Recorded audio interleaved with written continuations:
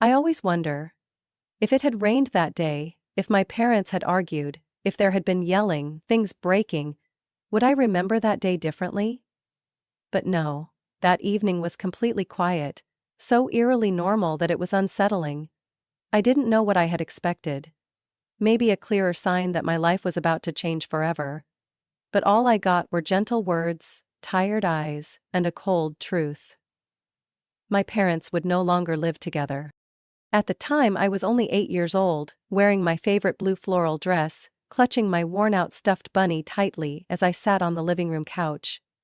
In front of me was my mother, Susan, her blonde hair tied up in a bun as always, her face looking paler than usual without makeup. My father, David, still in his work shirt but without a tie, looking exhausted. They sat apart, a space between them as if an invisible boundary had long divided them. Only today, they were finally acknowledging it. "Maggie, sweetheart." My mother spoke first, her voice soft, as if trying not to scare me. "Your father and I have something to tell you."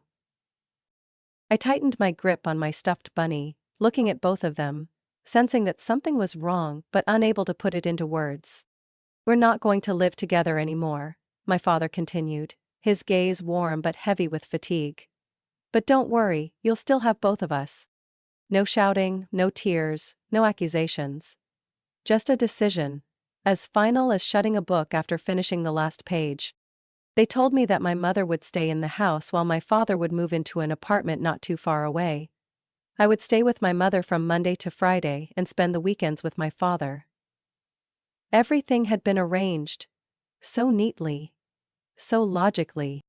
I didn't cry. Maybe I was too young to understand that my world had just been split in two. Or maybe I had already grown used to their distance without realizing it. But at that moment, I felt something inside me crack. A small fracture, one that would only grow wider with time. After that night, my father moved out. My mother still smiled at me in the mornings, still brushed my hair before school. My father still picked me up every weekend, still bought me ice cream on hot summer days. Nothing seemed to change too much, but deep down, I knew everything was different. And I was about to learn that sometimes, the quietest changes are the ones that scare you the most. Life after the divorce wasn't as bad as I had feared. My father still picked me up every weekend, and we slowly settled into a new rhythm. Saturday mornings he took me to a small cafe near his place for waffles, where he sipped black coffee while I played with the powdered sugar on my plate. In the evenings we watched old movies on his couch, laughing as if nothing had ever changed. About a year after my father moved out, he started mentioning a woman named Lisa. At first it was just in passing. "Lisa works at the hospital near my place, you know? She's really great." Then her name started coming up more often. And one day, my father told me he wanted me to meet her. The first time I met Lisa was at a small roadside diner. She had soft blue eyes and gentle brown hair, completely different from my mother's sharp features. Sitting next to her was a little boy, 3 years younger than me, with messy curls and mischievous eyes. "Hi, Maggie." Lisa smiled warmly at me, her eyes full of kindness, as if she had been waiting to meet me for a long time. "Your dad talks about you, all the time." The boy looked up from his plate of fries, still chewing. "Are you gonna be my sister?" I laughed. "I guess so." His name was Ethan, and from that moment, I knew I had a little brother. Not long after, my father married Lisa. The wedding was simple, but my father and Lisa did everything they could to make me feel like I was part of their special day. I helped Lisa pick out her dress, worked with Ethan on a short speech, and during the ceremony, my father looked at me with teary eyes and told me I would always be an important part of this new family. But on the other side, my mother was writing her own story. She met Jeffrey, a successful businessman with a polished smile and perfectly pressed suits. Unlike Lisa, who made an effort to bring me into their world, Jeffrey didn't seem too concerned about me. But my mother was different. She became happier, more vibrant, as if she had found something she had lost. And just a few months later, she told me she was having a baby. I remember that day, standing in the kitchen, watching her place a hand on her stomach, her eyes full of hope. "You're going to have a baby sister, Maggie. Isn't that exciting?" I nodded. But inside, I wasn't so sure.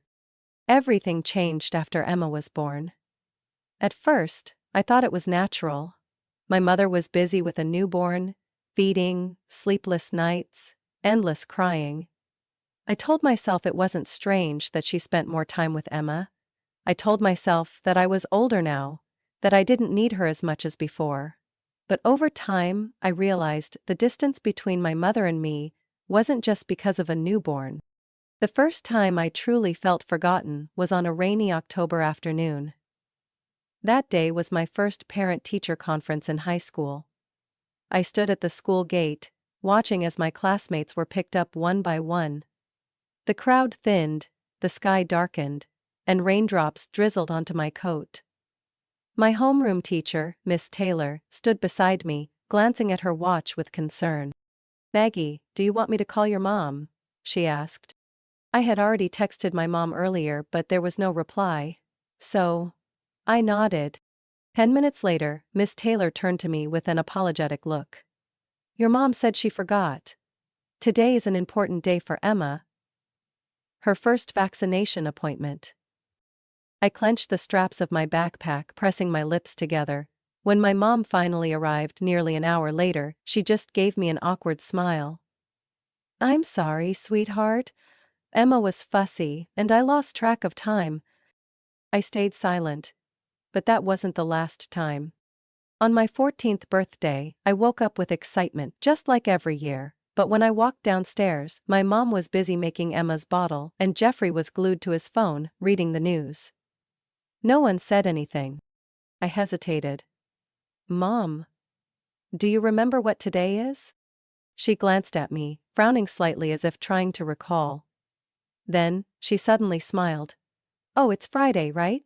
I have to take Emma to her dentist appointment." My throat tightened. "No, Mom. Today is my birthday."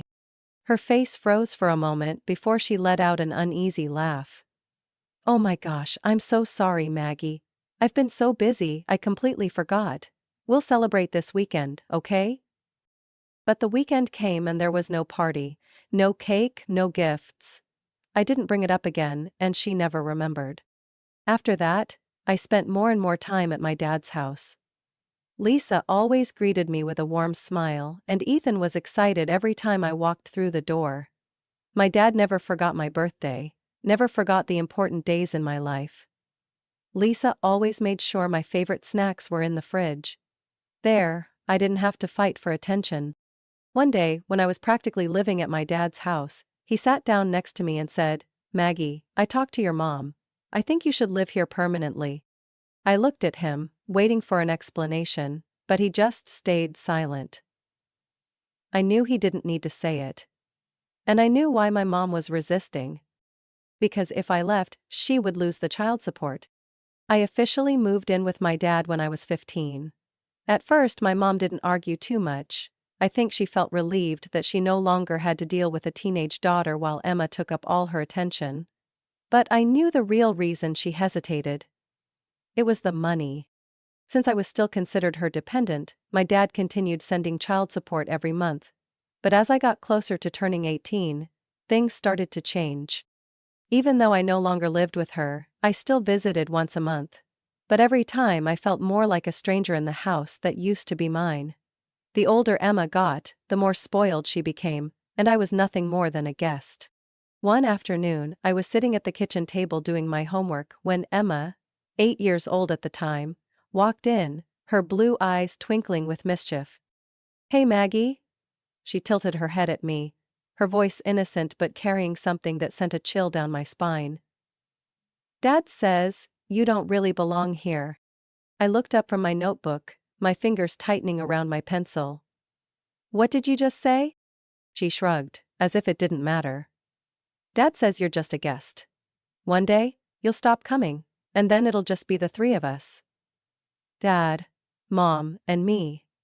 You're only here because Mom needs the money." A sharp pain spread through my chest, but I didn't let it show. I didn't have to ask who had planted those words in her mind. Jeffrey had never considered me part of his family. I wasn't his daughter. I wasn't someone he had to provide for or care about. I tried to brush it off, but those words haunted me. And then, when I was close to turning 18, my mom made it clear that she agreed with Jeffrey. That day, I went to visit as usual, but instead of her usual indifferent greeting, she was already sitting at the dining table, her expression more serious than usual. Jeffrey leaned against the kitchen counter, arms crossed. "Maggie," my mom said, her voice sickly sweet. "Have you thought about moving out?" I frowned. "What do you mean?" Jeffrey shrugged, his gaze cold. "You'll be 18 next month. After that, your dad won't have to send child support anymore. And, to be honest, your mom and I think it's time for you to be independent." I looked at my mom, hoping she would object, hoping she would say they were just joking. But she stayed silent, avoiding my eyes. Turns out, to them I was nothing more than a number on a bank statement. I didn't argue. There was no point. I just stood up, walked out of that house, and never went back. When I told my dad and Lisa, they weren't surprised. They didn't need to ask to know what had happened, and unlike my mom, they truly wanted me there. When I told my dad I wanted to go to college, he didn't hesitate. "Lisa and I have been saving for you for years. You don't have to worry." I wanted to cry when I heard those words. Not because I was emotional about the money, but because, for the first time, I truly felt cared for. I left my mother's house right after my 18th birthday, carrying a suitcase of clothes and a few small keepsakes. But I didn't feel sad. Maybe I had been preparing for this moment for a long time. I knew I didn't belong there anymore. If I ever had in the first place. Life at my dad's house was much easier. No judgmental looks from Jeffrey, no whispers from Emma, no feeling like I was invisible in my own home. Lisa helped me find a part-time job at a small cafe in town, where I worked morning shifts before class. It wasn't an easy job. Waking up at 5 a.m., making hundreds of coffee orders a day, learning to smile even when customers were rude. But I liked it. Lisa said, "It was easy though in the beginning." Lisa did. In the evenings, I spent time in my room studying and planning for my future.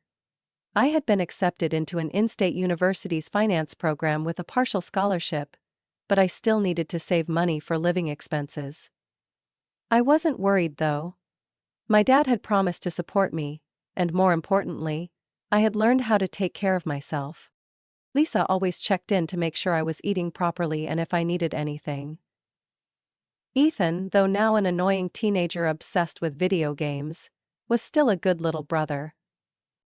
But my mom? She never called. At first I waited.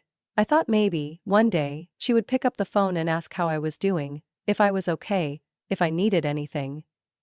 But my phone never rang with her name on the screen. No messages. No check-ins. On my 19th birthday, Lisa gave me a small cake, Ethan got me a hoodie, and my dad wrote me a handwritten letter telling me how proud he was of me. And my mom? Nothing. That night, I made the mistake of checking her Facebook. A bad habit I couldn't seem to break. Her page was filled with pictures of their perfect family. Jeffrey, my mom, Emma. Parties, vacations, bright happy smiles. I wasn't in a single photo. I had been erased from that picture a long time ago. I closed the app, turned off my phone, and went back to my books. I had plans of my own. I didn't need them anymore. 4 years of college passed faster than I expected. Early mornings making coffee for impatient customers, late nights studying until I passed out at my desk. It was all worth it when I walked across the stage to receive my degree in finance. My dad and Lisa were there at my graduation, along with Ethan, who was now a full head taller than me. My dad pulled me into a tight hug, his eyes shining with pride.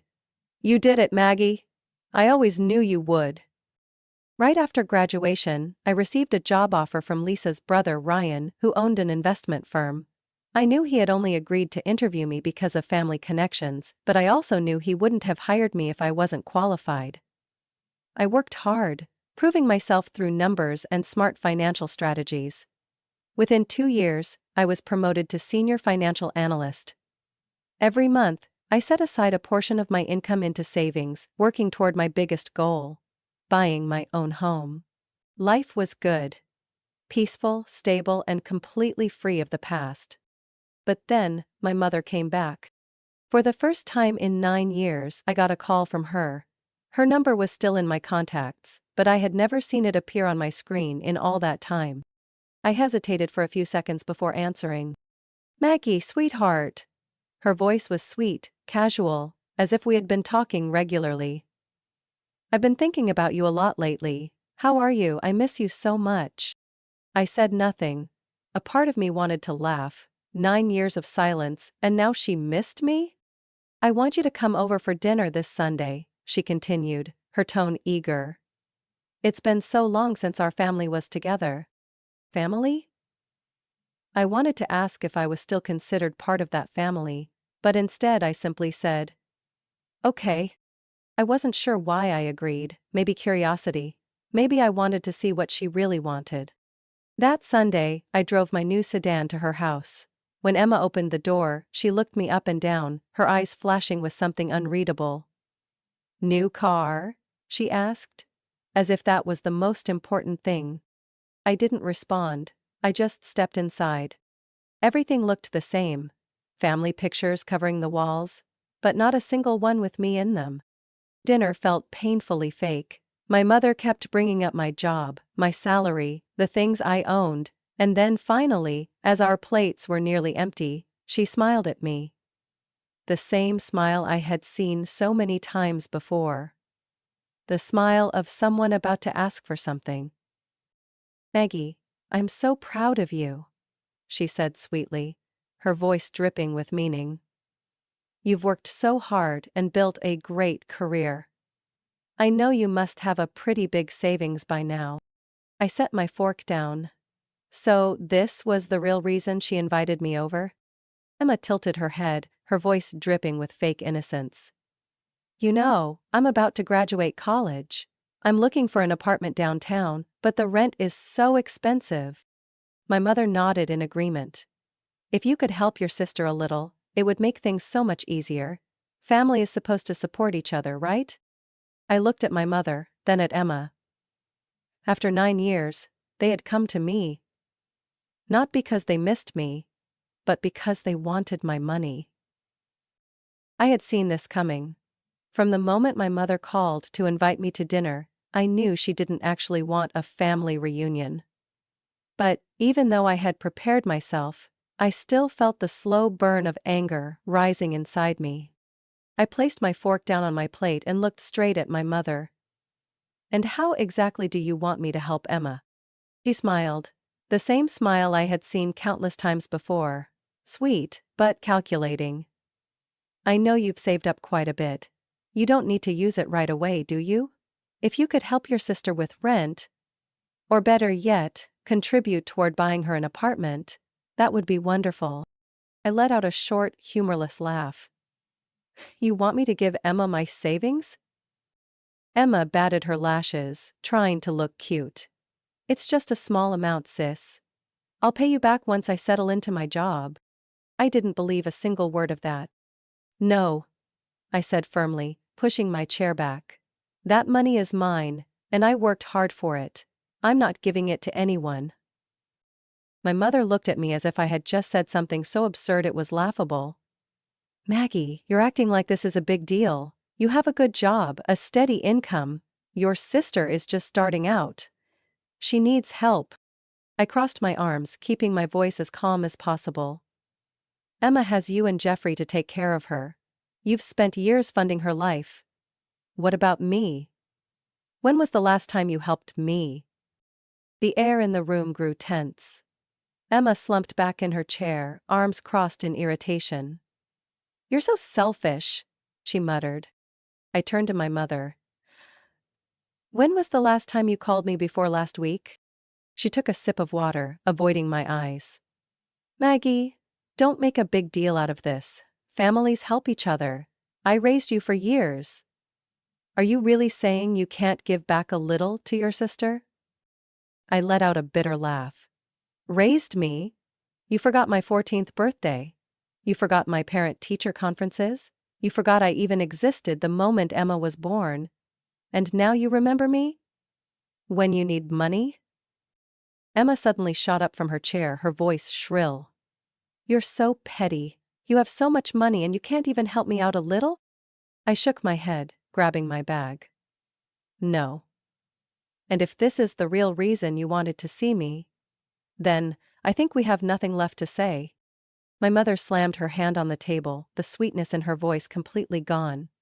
You're being selfish, Maggie. You make good money. You don't need it right now. Your sister needs it more than you do. I took a deep breath, keeping my voice steady. No, and you need to stop trying to manipulate me with the whole family excuse.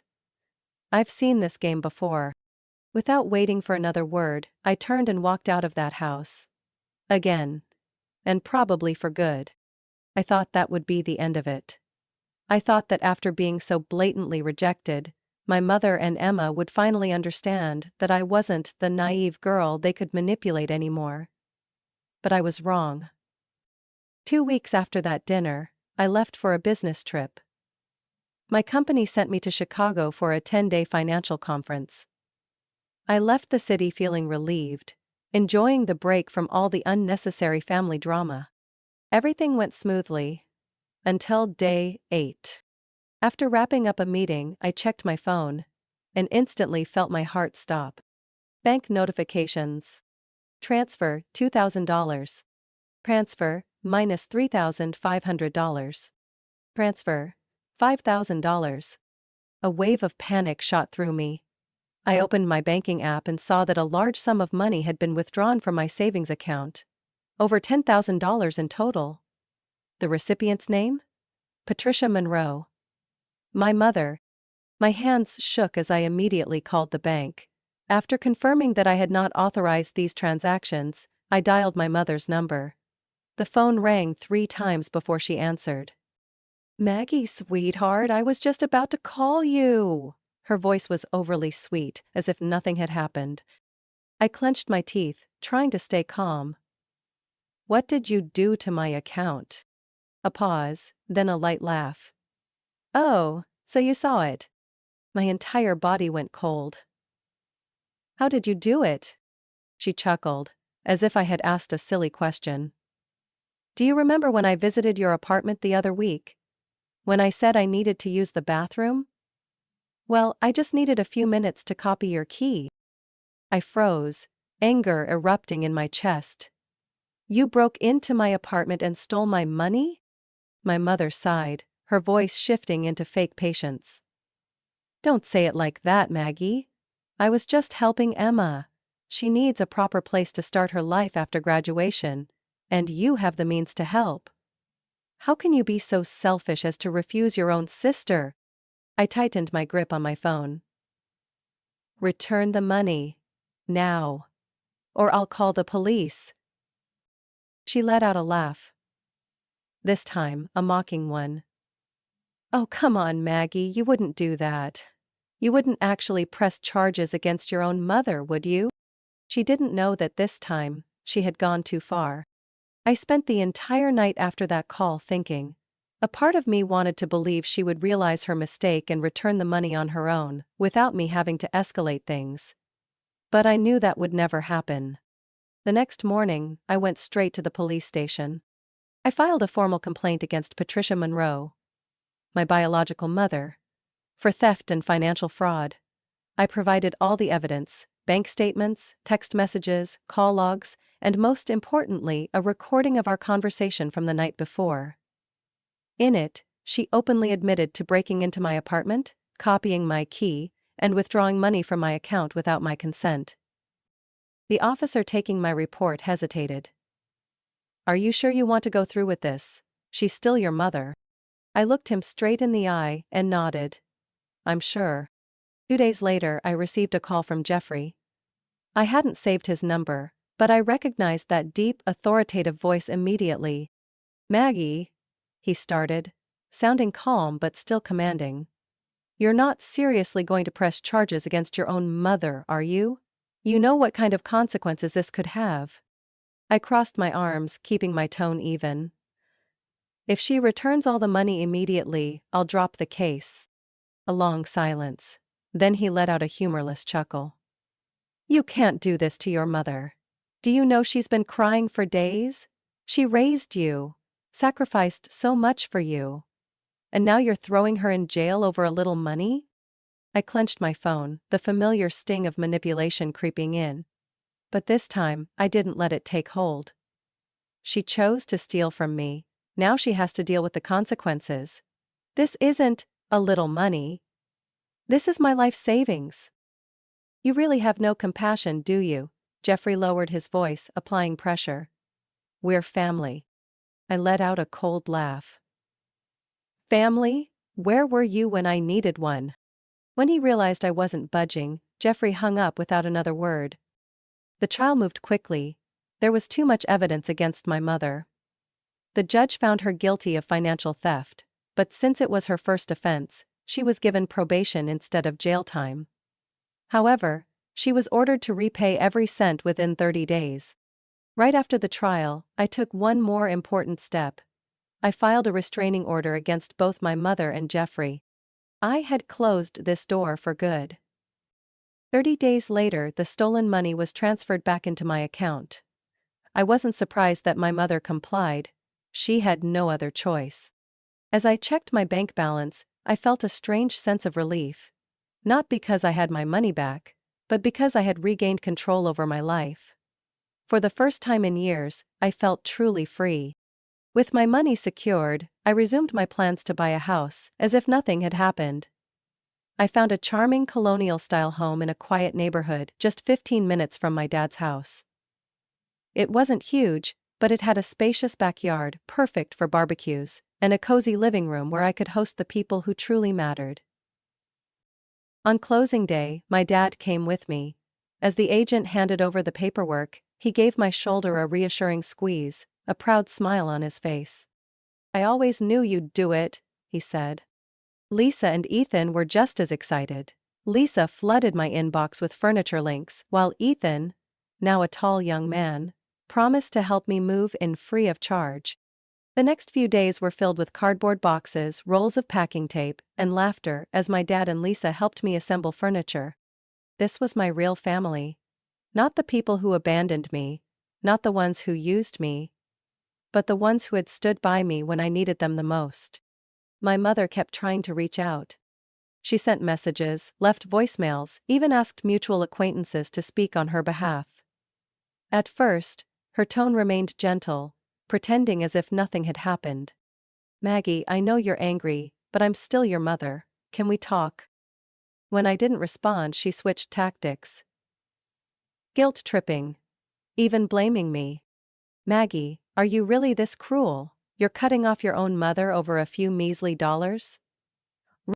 I didn't reply. I had learned my lesson. On the day I moved into my new home, I threw a small housewarming party. My dad brought wine, Lisa baked a cake, and Ethan helped me set up my new TV. As we celebrated together, I realized something important. Family isn't defined by blood. Family is made up of the people who love and respect you. And in the end, I had found mine. Maggie's story is a powerful reminder that true family isn't determined by blood, but by love, respect, and support. Not everyone is born into a family that offers unconditional love. Some people have to fight to break free from manipulation and exploitation by their own relatives. But what matters most is learning to stand on your own, protect yourself, and seek out relationships that truly deserve you. In the end, real family is made up of the people who stand by you when you need them the most. Not those who only appear when they need something from you. What do you think about Maggie's story? Have you ever experienced something similar or know someone who has been taken advantage of by their own family? Share your thoughts in the comments. And don't forget to follow the channel for more meaningful stories about family and life.